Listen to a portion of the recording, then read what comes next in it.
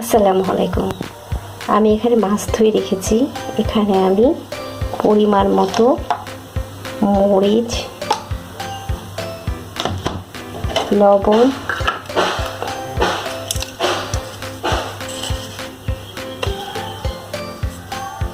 আর হলুদ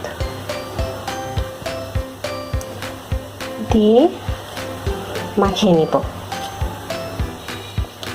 আপনারা আপনাদের পরিমাণ মতো মাছ নিয়ে সেভাবে মাখিয়ে নেবেন।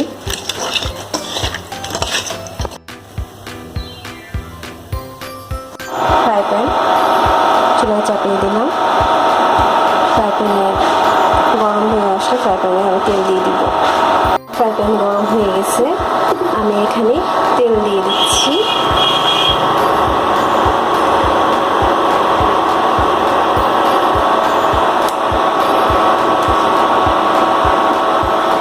এবার একটু গরম করে নিয়ে এর ভিতরে আমি মাছ ছাড়বো।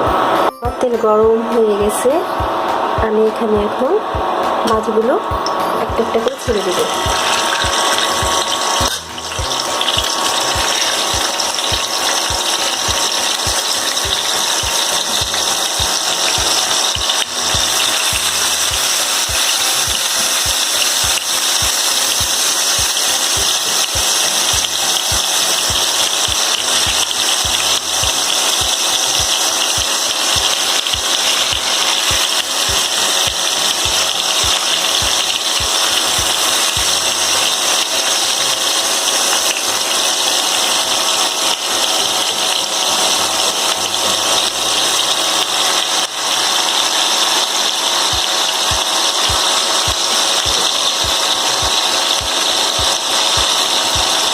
পাল্টে দিব।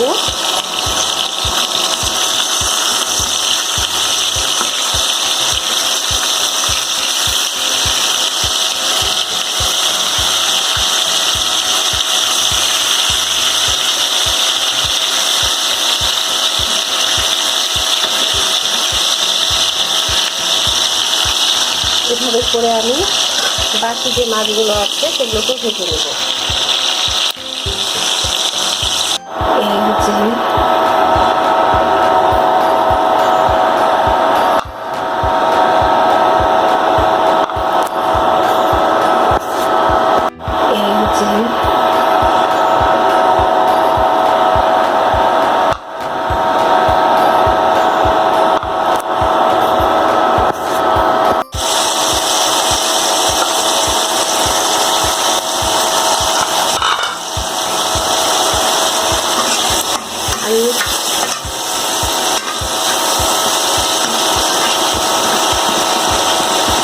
আমি কড়াইটা গরম করতে দিয়েছিলাম, মশলাগুলো দিয়ে দিলাম তেলের মধ্যে।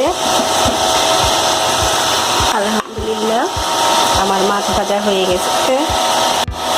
এদিকে আমার মাছও ভাজা হয়ে গেছে সব।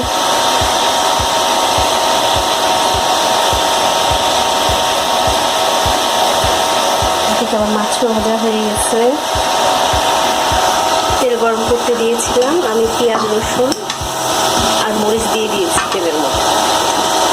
পেঁয়াজটা লাল লাল হয়ে আসছে, আমি এখন এর মধ্যে লবণ, হলুদ, মরিচ পরিমাণ মতো দিয়ে দিব। 1 চামচ আর একটু দিলাম। যেহেতু এখানে কাঁচা মরিচ দিয়েছি, এখানে আমি আর ওই জন্য মরিচের গুঁড়া দিব না।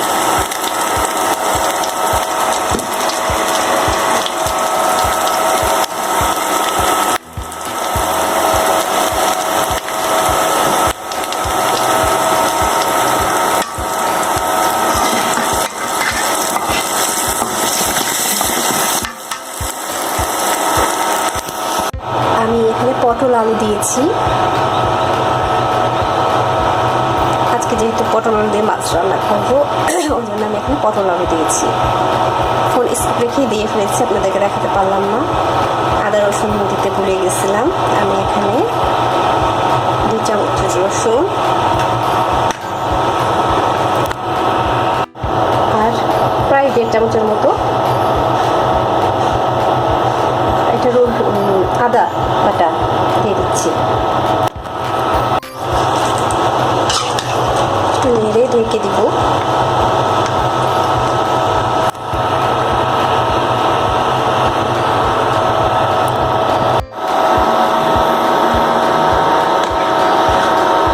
আমি এর ভিতরে এখন মাছগুলো দিয়ে দিব একটা একটা করে।